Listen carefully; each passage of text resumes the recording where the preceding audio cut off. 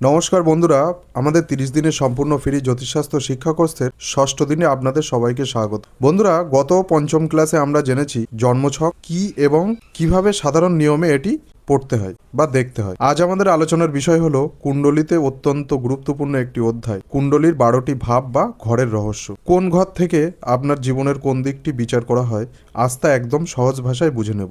আজকের ক্লাসটি মনোযোগ দিয়ে শুনলে আপনি একটি জন্মছক দেখেই বলতে পারবেন মানুষের জীবনে কোন ক্ষেত্রে কি ঘটতে চলেছে। বন্ধুরা, আমরা আগেই জেনেছি যে জন্মছকের 12টি নির্দিষ্ট ঘর থাকে, যাকে জ্যোতিষের ভাষায় বলা হয় ভাব।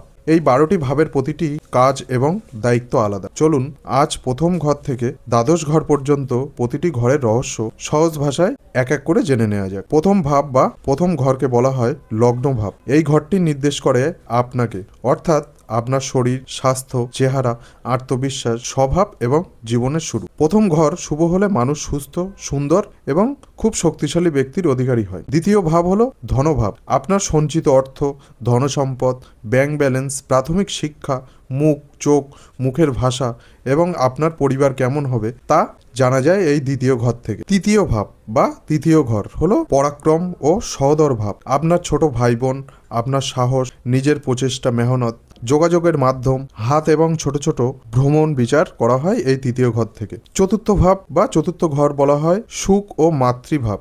আপনার মা, গৃহ বা বাড়ি, যানবাহন, জমিজমা, মানসিক শান্তি এবং মনের সুখ স্বাচ্ছন্দ্য কেমন থাকবে তা এই চতুর্থ ঘর থেকেই বিচার করা হয়।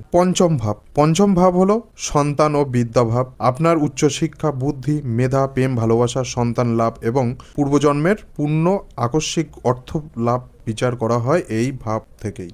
ষষ্ঠ ভাব হলো রোগ, ঋণ ও রিপু ভাব। আপনার জীবন সংগ্রামের জায়গা হলো এই ঘর। আপনার শারীরিক রোগ ব্যাধি, ঋণ বা ধার দেনা, শত্রু, প্রতিযোগিতা, পরীক্ষা, আইনি ঝামেলা এবং দৈনন্দিন কাজের পরিবেশ এই ষষ্ঠ ঘর থেকেই দেখা হয়।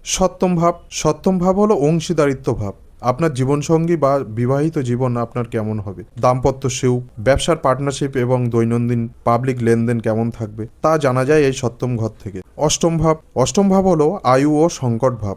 এটি জীবনের সবচেয়ে রহস্যময় ঘর। আপনার আয়ু বা দীর্ঘায়ু, আকস্মিক বিপদ বা দুর্ঘটনা, গুপ্ত জ্ঞান বা পৈতৃক সম্পত্তি, জীবনের গোপন বিষয়গুলি বিচার করা হয় এই অষ্টম ঘর থেকে। নবম ভাব হলো ভাগ্য ও ধর্মভাব। আপনার ভাগ্য কেমন সঙ্গ দেবে, আপনার পিতা, ধর্মীয় বিশ্বাস, গুরুজন, উচ্চতর জ্ঞান এবং দূরদেশের ভ্রমণ বা তীর্থযাত্রা বিচার করা হয় এই নবম ঘর থেকে। দশম ভাব আপনার চাকরি, ব্যবসা, কেরিয়ার, সমাজে মান সম্মান, পদমর্যাদা, সরকারি লাভ এবং আপনার কাজের জগৎ কেমন হবে তা দেখা হয় এই দশম ঘর থেকে। একাদশ ভাব হলো আয় ও লাভ ভাব। আপনার জীবনের সমস্ত আশা পূরণ, ইনকাম বা আয়ের উৎস, লাভ, বড় ভাই বোন এবং বন্ধুভাগ্য কেমন হবে তা নির্ধারণ করা হয় এই একাদশ ঘর থেকে। এবার আসি দ্বাদশ ভাব হলো ব্যয় ও মোক্ষ ভাব। আপনার টাকা খরচের ধরন, হাসপাতালে ভর্তি অথবা বিদেশ যাত্রা, বিদেশে বসবাস এবং আধ্যাত্মিক মোক্ষ লাভ বিচার করা হয় এই দ্বাদশ ঘর থেকে। তাহলে বন্ধুরা, আজকের ক্লাসে আমরা কুণ্ডলীর 12টি ঘর মূল কার্যগুলো বুঝলাম। এই 12টি ঘরই মূলত মানুষের জীবনের পুরোপুরি ছবি তুলে ধরে। আজকের ক্লাসের পর আপনাদের জন্য একটা ছোট প্রশ্ন রইল।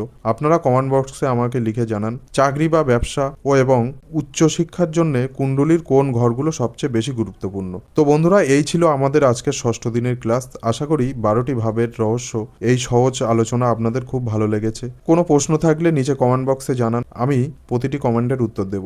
ভিডিওটি ভালো লাগলে একটি লাইক দিন এবং আপনার বন্ধুদের সাথে শেয়ার করুন। আগামীকালের অর্থাৎ 7 নম্বর ক্লাসে থাকবে আমাদের প্রথম সপ্তাহের সম্পূর্ণ রিভিশন এবং লাইভ প্রশ্ন উত্তর সংক্রান্ত বিশেষ গাইডলাইন। দেখা হচ্ছে আগামীকালের ক্লাসে। ততক্ষণ সবাই ভালো থাকুন, সুস্থ থাকুন। ধন্যবাদ।